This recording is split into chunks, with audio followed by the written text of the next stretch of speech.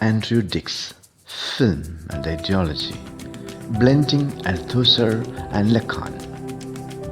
Marxist critics have analyzed the part played by film in class-divided societies. Writers who contributed to film genres coheres to cinema and screen drew largely from the concepts of Althusser on ideology.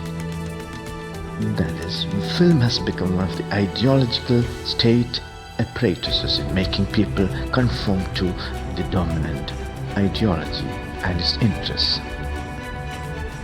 Dick observes that Althusser's work leans upon the psychoanalysis of his French contemporary Lacan. Lacan's concept of the mirror stage leading to identification of the child can be the archetypal prototype of the spectator and the screen. According to the concept of the mirror stage, at one stage in its early life, the child sees its own image in the mirror and identifies itself with the image. This is the stage of the formation of ego. The child loves the image and considers the image superior to itself. Following the concept of the mirror stage, some of the canonical texts of Marxist film theory tend to present cinema as a kind of perfected machine for reproduction of bourgeois ideology. In borrowing terms and concepts from Althusser and Lacan, Marxist writers on film in the 60s and the 70s show a tendency to pessimism. Critics like Rocker, Radon, and Weimar criticize the culture industry for its commodification of art and its role in creating conformity.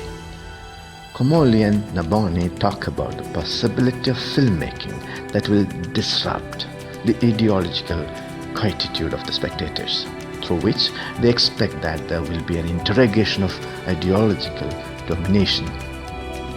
The classic theory of cinema implies that the camera grasps the concrete reality of the world outside. The idea that camera simply captures the reality in front of it is a reactionary concept. Brody and Cohen argue that what the camera registers is the vague, unformulated, untheorized, unthought out world of the dominant ideology. Baudry points out that in film, ideological function is fulfilled.